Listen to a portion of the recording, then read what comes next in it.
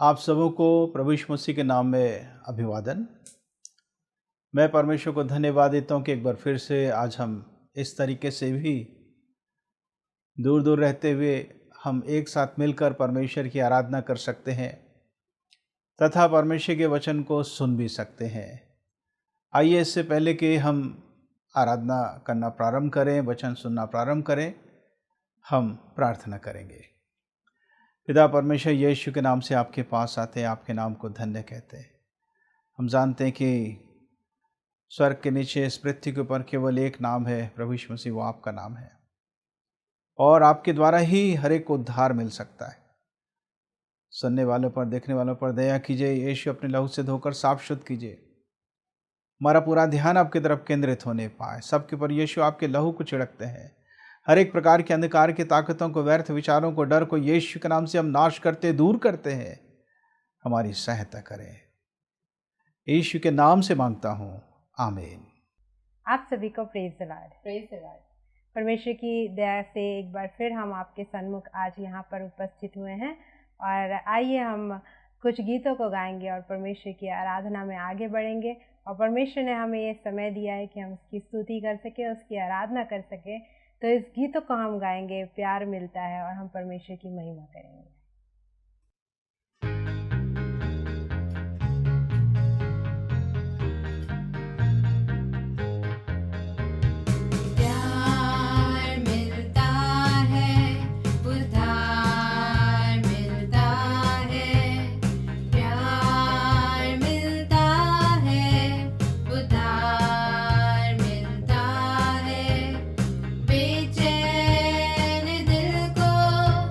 करार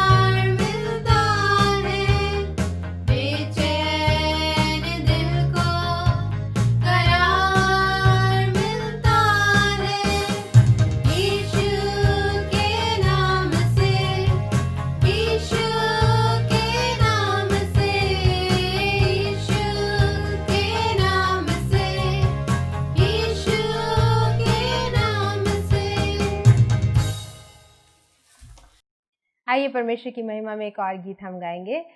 वचन में कहता है कि यीशु मसीह आदि और अंत है, अल्फा और ओमेगा है। वही हमारा परमेश्वर है और उसके नाम को हम लेकर अपने जीवन में हम आगे बढ़ सकते हैं। तो आइए हम इस गीत को गाएंगे और परमेश्वर की महिमा करेंगे।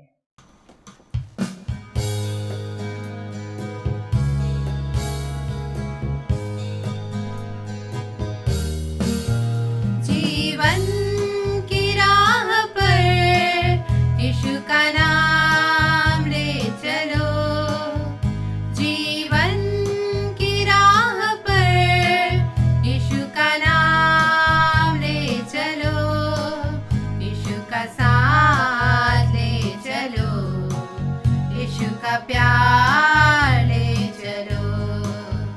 जीवन की राह पर यीशु का नाम ले चलो, आदि और अंत वो है, अल्फा ओमेगा वो है, आदि और अंत वो है, अल्फा ओमेगा वो है, मार्ग और सत्य जीवन यीशु प्रभु वही है। जीवन की राह पर यीशु का नाम ले चलो, जीवन की राह पर यीशु का नाम ले चलो, यीशु का साथ ले चलो, यीशु का प्यार ले चलो। जीवन की राह पर यीशु का नाम ले चलो, यीशु नाम नित्य ले लो, दिल में उसे बसा लो, यीशु नाम नित्य ले लो, दिल में उसे बसा लो, अपने दिल की हर मुसीबत तुम आज दूर कर लो।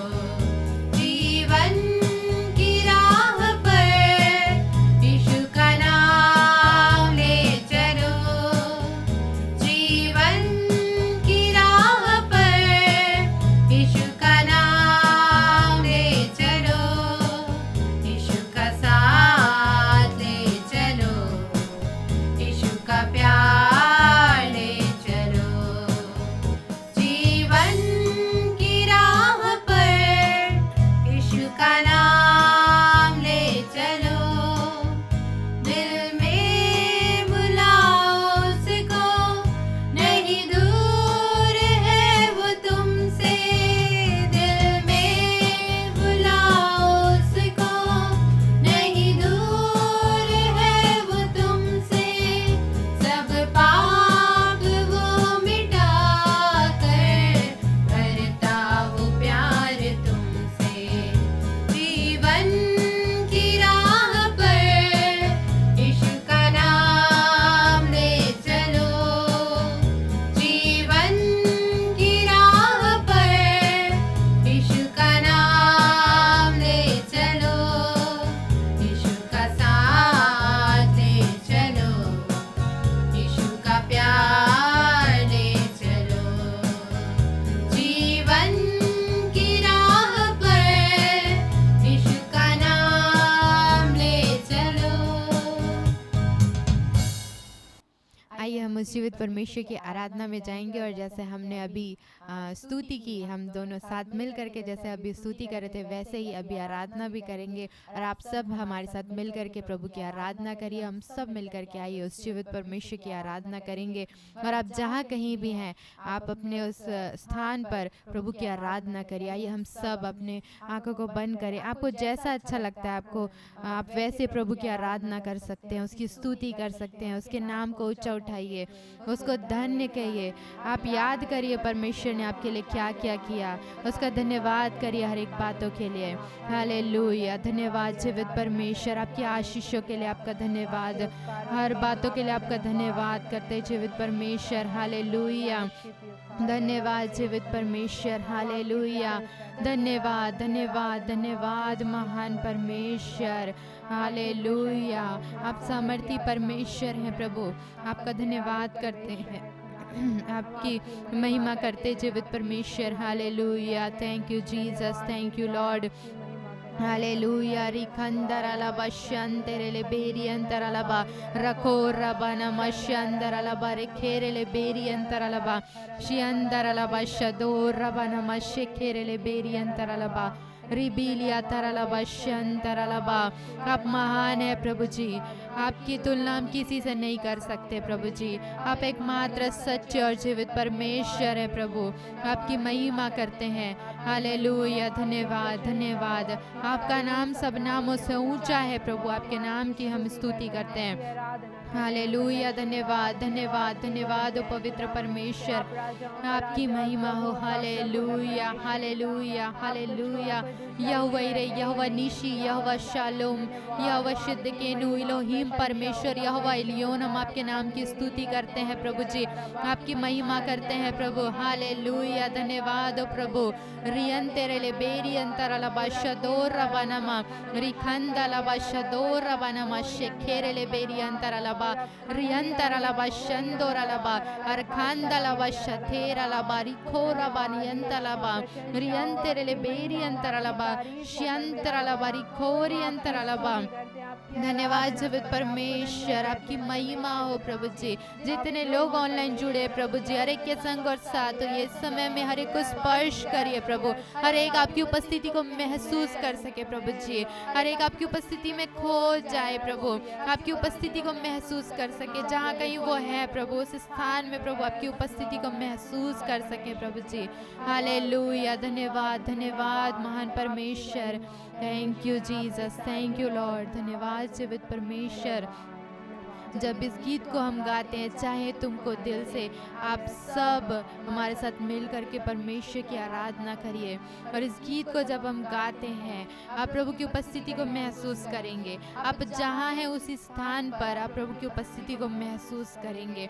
उसके प्रेम को याद करिए, उसकी महानता को याद करिए कि वो परमेश्वर ने क्या कुछ नहीं किया आपके लिए, हर समय आपको संभाला, हर समय वो परमेश्वर आपके साथ रहा। एक एक बातों को आप याद करिए और इस गीत को जब गाते आप खो जाइए उस परमेश्वर की स्तुति और आराधना में।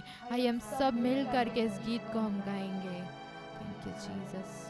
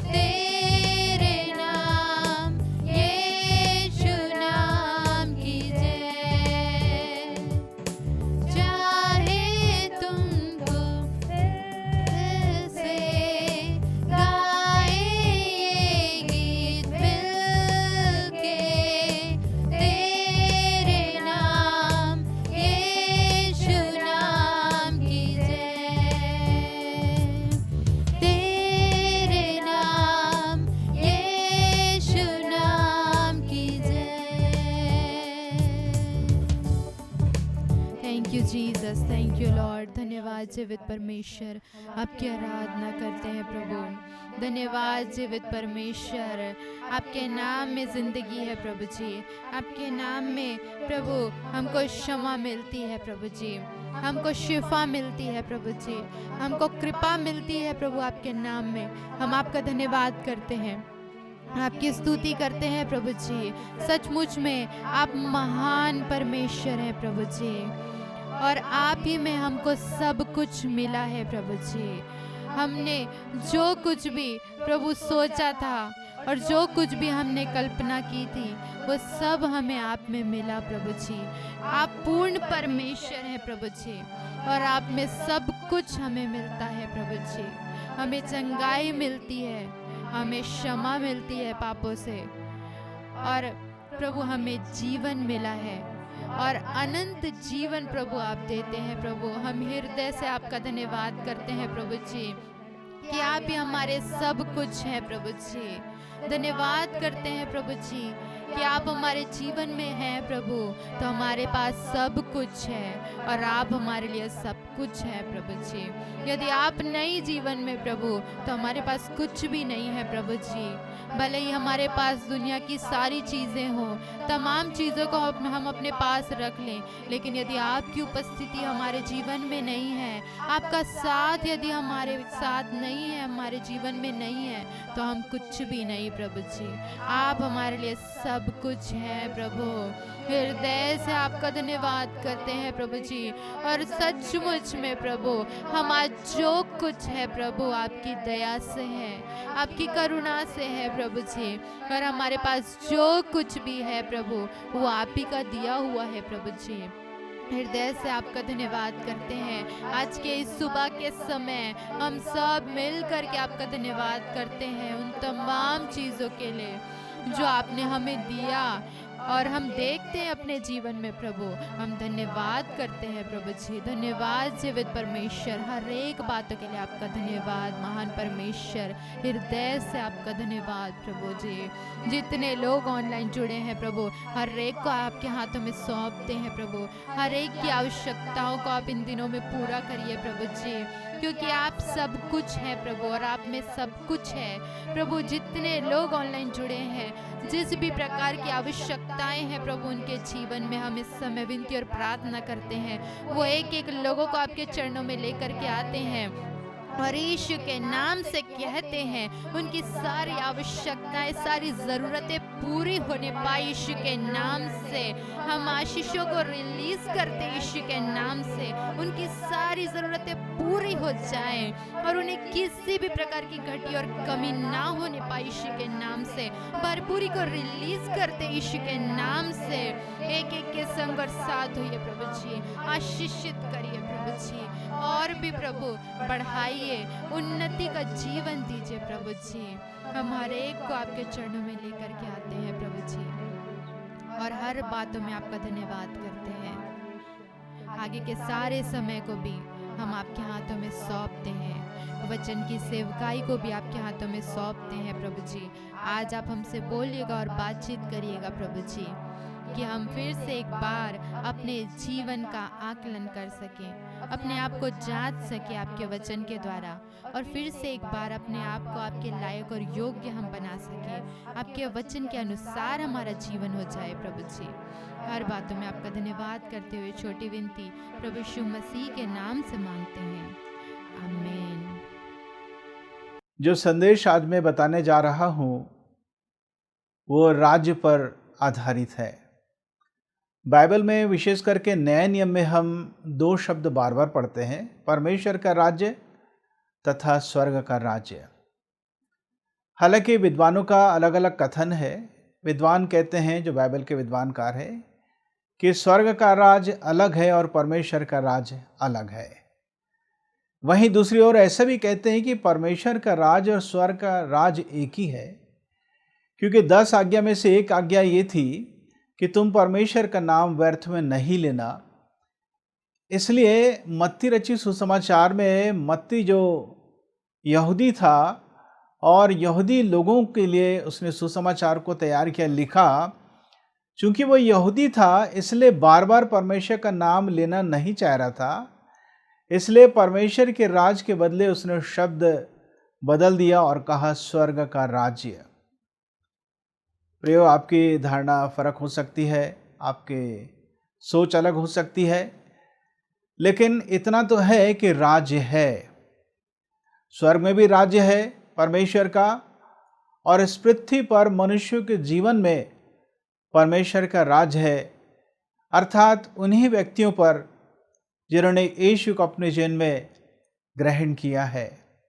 पर एक समय आएगा कि इसी पृथ्वी पर प्रभु यीशु मसीह 1000 वर्ष तक राज्य करेंगे, और उसके पश्चात ये पृथ्वी जो वर्तमान की है, आकाश और पृथ्वी जला दिए जाएंगे और सभी तत्व तप्त होकर पिघल जाएंगे और एक कागज के समान ये लपेट दिए जाएंगे।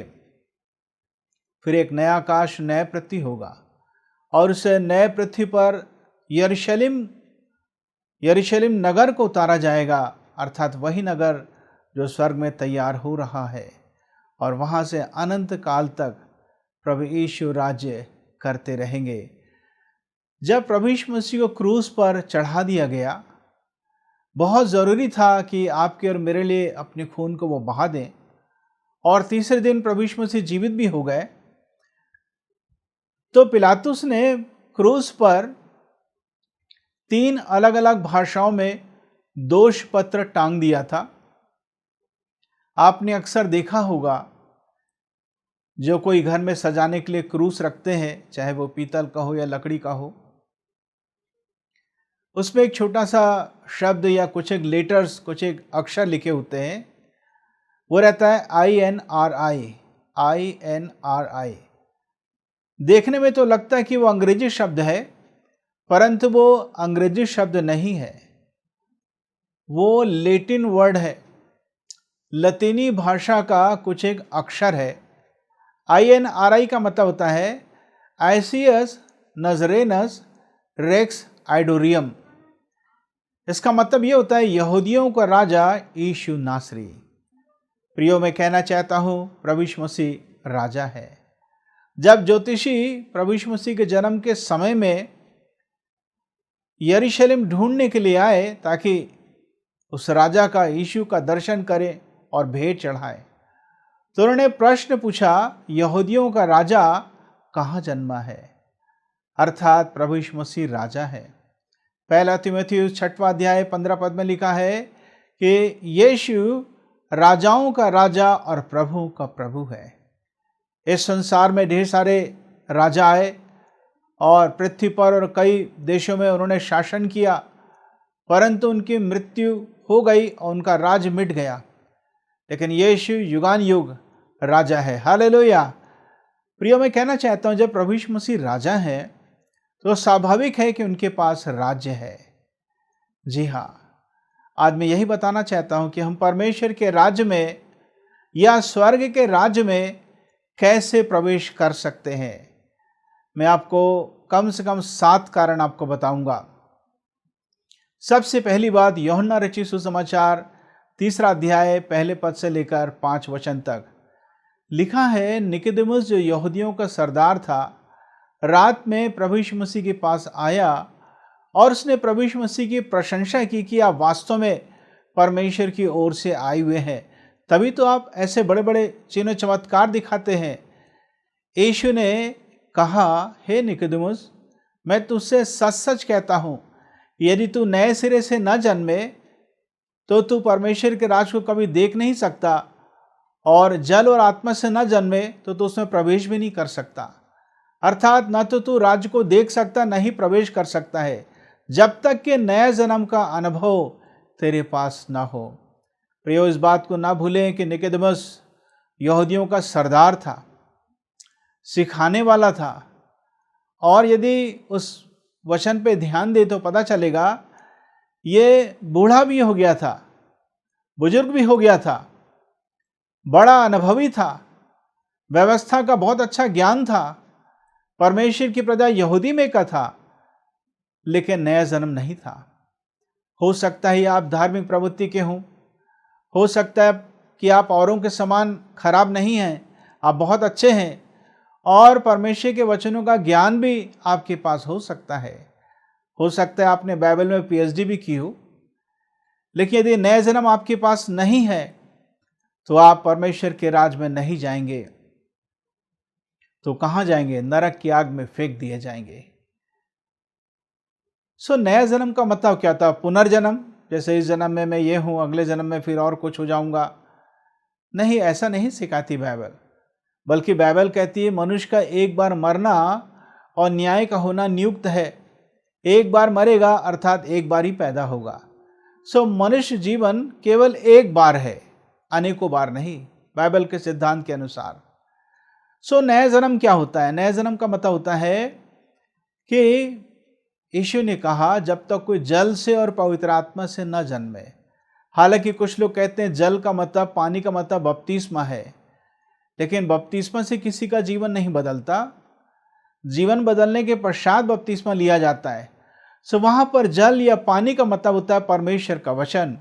परमेश्वर का वचन और पवित्र आत्मा दोनों काम करते हैं। एक व्यक्ति जब परमेश्वर के वचन को पढ़ता है, सुनता है, मनन करता है या परमेश्वर उससे बातचीत करते हैं, तो वो व्यक्ति अपने सारे पापों को मान लेता है प्रभु यीशु के सामने और कहता है यीशु मुझे क्षमा कीजिए, अपने लहू से साफ और शुद्ध कीजिए, मेरे जीवन में आ जाइए। आज से आप मेरे जीवन के मालिक हैं, राजा हैं, स्वामी हैं। और पवित्र आत्मा उस व्यक्ति को नया बना देता है। ऐसा नहीं लिखा कि सिद्ध बना देगा पवित्र आत्मा। पवित्र आत्मा सिद्ध बनाएगा, पर जिस दिन आप बदल गए उसी दिन सिद्ध बन जाओगे, ऐसा नहीं है। धीरे धीरे आप सिद्ध भी बनेंगे। सबसे पहली शर्त है परमेश्वर के राज में प्रवेश करने के लिए नया जन्म का अनुभव। मैं आपसे पूछना चाहता हूं कि आपके पास नया जन्म का अनुभव है? मैंने ये नहीं पूछा कि आप बाइबल कितनी पढ़ते हैं, प्रार्थना कितनी देर करते हैं, आराधनालय कितने बार जाते हैं, भेंट कितने चढ़ाते हैं, उपवास कितना करते हैं, ऐसा नहीं। परंतु नया जन्म का अनुभव होना बहुत ही ज़रूरी है।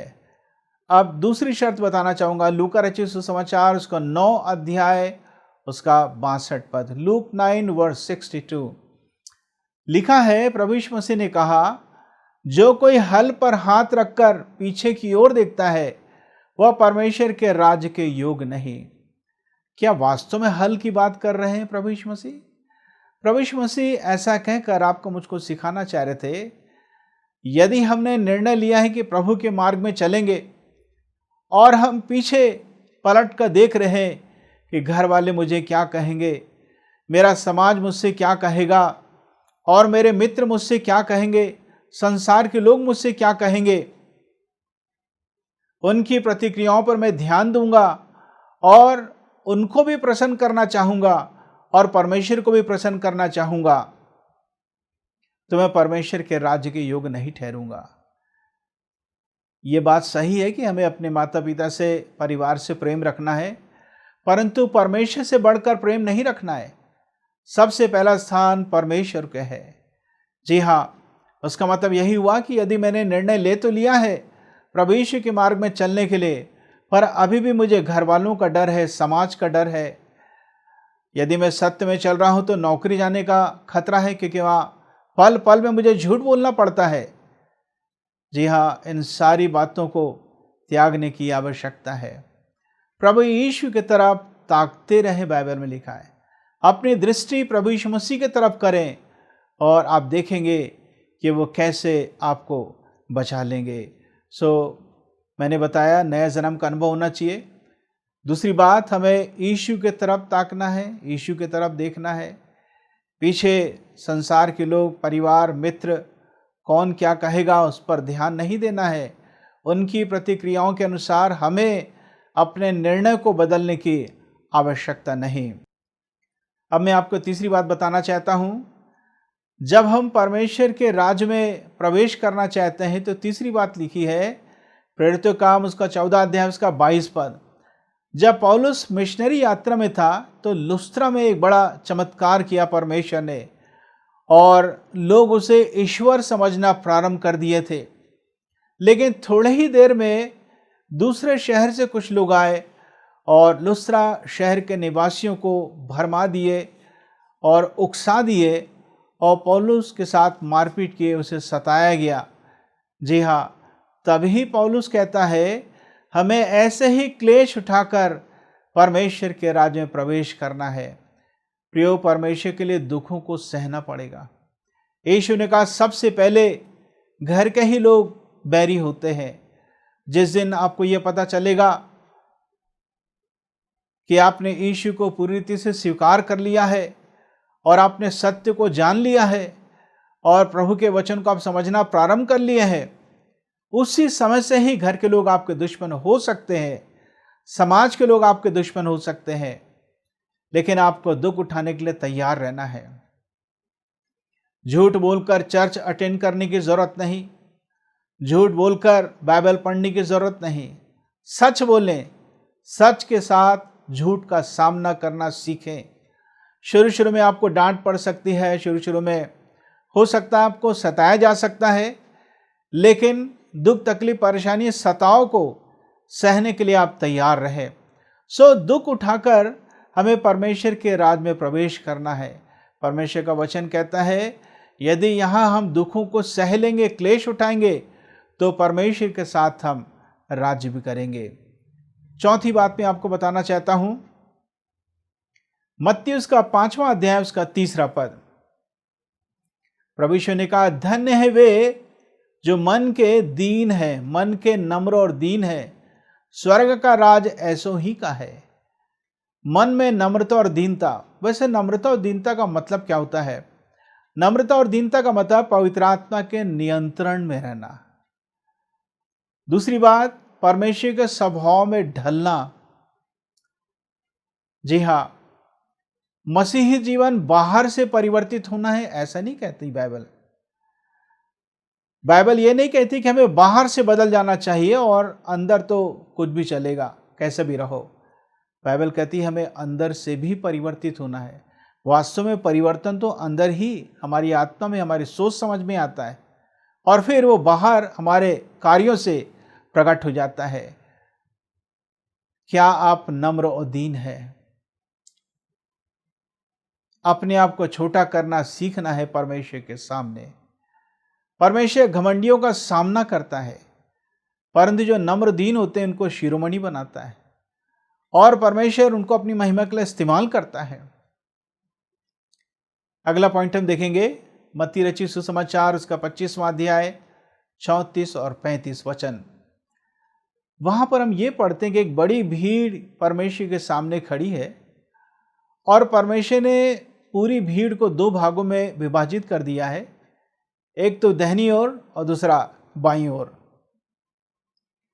परमेश्वर कहता है दाहिने तरफ के लोगों के लिए कि धन्य हो तुम लोग क्योंकि तुमने मेरी सुधि ली है, तुमने मुझे कपड़े पहनाए, तुमने मुझे खाना दिया, पानी दिया, तुमने मेरी सुधि ली। लोग पूछते हैं कब? यीशु ने कहा जो तुमने छोटे से छोटे चेलों के साथ ऐसा व्यवहार किया, तुमने मेरे ही साथ ऐसा व्यवहार किया है। इसका मतलब ये हुआ कि जब हम परमेश्वर के लोगों की सुधि लेते हैं, हम परमेश्वर के राज्य में या स्वर्ग के राज्य में हम प्रवेश करेंगे। मनुष्य के अंदर एक मानवीय स्वभाव है, एक स्वाभाविक प्रवृत्ति है कि वो स्वार्थी होता है, लेकिन मसीही जीवन हमें यह सिखाता है कि हमें दूसरों की सुधि लेना सीखना है। पिछली बार के संदेश के द्वारा मैंने एक उदाहरण देकर सिखाया था कि हमें एक दूसरे का भार उठाने की आवश्यकता है, एक दूसरे की सुधि लेने की आवश्यकता है। यदि आप कपड़ा दूसरों को दे सकते हैं, पानी दे सकते हैं, खाना दे सकते हैं, ज़रूरत की चीज़ें खरीदने के लिए आप उन्हें पैसा तक दे सकते हैं, तो बहुत ही अच्छा होगा। ठीक है प्रियो, यहाँ पर एक बात में हमें सावधानी रखने की आवश्यकता है। हम पैसा देकर किसी को ईसाई नहीं बनाते। मैंने आज तक ऐसा नहीं किया। मैं कभी भी किसी को पैसा ईसाई बनने के लिए नहीं देता और देना भी नहीं चाहिए, यह गलत काम है। हम प्रलोभन के द्वारा लोगों के जीवन को परिवर्तित करने की कोशिश ना करें। पैसा किसी को बदल नहीं सकता। बदलने का काम तो परमेश्वर अपनी सामर्थ्य से, अपने प्रेम के द्वारा करता है। चाहे वो व्यक्ति किसी भी जाति का है, किसी भी धर्म का है, किसी भी स्तर का है। यदि उसको किसी चीज़ की ज़रूरत है तो आप उसे दे सकते हैं। क्या हम ये नहीं जानते कि परमेश्वर जो सूर्य का उदय करता है, सभी जाति के लोगों के लिए सूर्य उदय करता है, चाहे वो विश्वासी हो या अविश्वासी हो, चाहे खराब व्यक्ति हो या अच्छे व्यक्ति हो। सो उन्हीं बातों से हम सीखें कि हमें से हर एक को ऐसा काम करना ज़रूरी है। अगले पॉइंट पे हम जाएंगे। मत्ती 5 अध्याय उसके 20 वचन में लिखा है, प्रभु यीशु मसीह ने कहा, यदि तुम्हारी धार्मिकता शास्त्रियों फरीसियों से बढ़कर ना हो तो तुम परमेश्वर के राज्य में प्रवेश ना करोगे। शास्त्री वो होते थे जो परमेश्वर के वचन का बहुत अच्छा ज्ञान रखते थे। इन दिनों में फोटोकॉपी करने की मशीन नहीं थी, टाइपराइटर नहीं था। सो हाथ से ही लिखकर परमेश्वर के पुस्तकों की, बाइबल की पुस्तक जो होती थी, प्रतिलिपि वो हाथ से लिखकर तैयार करते थे।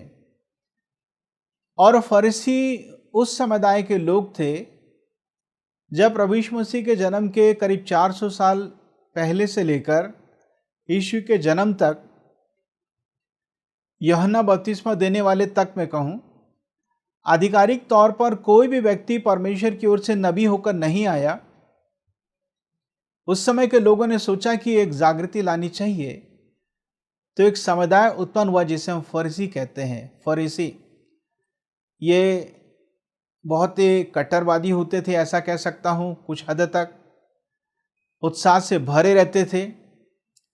लेकिन प्रभु यीशु मसीह ने कहा, हे फरीसियों, तुम लोग तो एक कब्र के समान दिखाई देते हो, जो बाहर से सुंदर दिखती है लेकिन अंदर से बदबू आती है।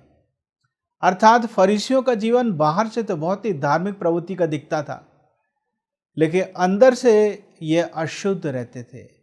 इनका जीवन समर्पित नहीं रहता था। यीशु ने कहा, उनकी धार्मिकता से बढ़कर हमारी धार्मिकता होनी चाहिए। यानी कि जो हमारे अच्छे गुण हैं, जो परमेश्वर ने हमें दिया है, परमेश्वर की उपस्थिति के कारण हमारे जीवन में ऐसा हुआ है, हमें उनसे बढ़कर रहना है।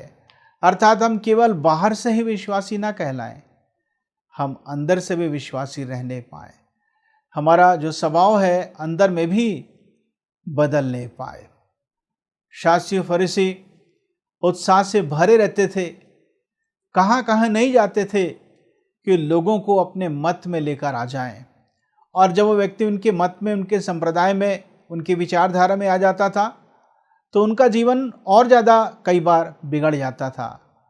प्रियो, हम सबको मेहनत करने की आवश्यकता है ताकि हमारे सुसमाचार प्रचार से, हमारी गवाही से, हमारी प्रार्थना के द्वारा लोगों का जीवन बदल सके। वह हर प्रकार की बुरी बातों से, नशों से बच सकें और उनका जीवन अच्छा हो जाए, बिगड़ना नहीं चाहिए। सो मैंने कहा कि हमारा जीवन उनके जीवन से अच्छा होना चाहिए। वो धर्म के काम दिखाने के लिए किया करते थे, जैसे प्रार्थना करना, भेंट चढ़ाना, उपवास करना, वो सब लोगों को दिखाने के लिए किया करते थे। जबकि यीशु ने कहा, ये काम दिखाने के लिए नहीं, हमारी प्रसिद्धि के लिए नहीं, लेकिन गुप्त में परमेश्वर के साथ संगति करना, गुप्त में दान देना है, गुप्त में उपवास करना है। और जब हम ऐसा करते हैं तो परमेश्वर हमें प्रतिफल देता है, इनाम देता है और आशीषें देता है। एक और मैं आपको बताऊंगा, मत्ती उसका 7वां अध्याय उसका 21वां पद। प्रभु यीशु ने कहा, जो कोई मुझसे हे प्रभु कहता है, वे सब परमेश्वर के राज में नहीं जाएंगे, लेकिन वही जो मेरे पिता की इच्छा के अनुसार चलता है। प्रियो, मैं कहना चाहता हूँ, परमेश्वर की इच्छा के अनुसार हमें चलने की आवश्यकता है। परमेश्वर की इच्छाएं 2 प्रकार की हैं। सबसे पहला भाग, परमेश्वर की कई इच्छाएं कि वो मनुष्य के लिए क्या चाहता है कि वो करें, बाइबल में लिखित है, लिखा हुआ बाइबल में।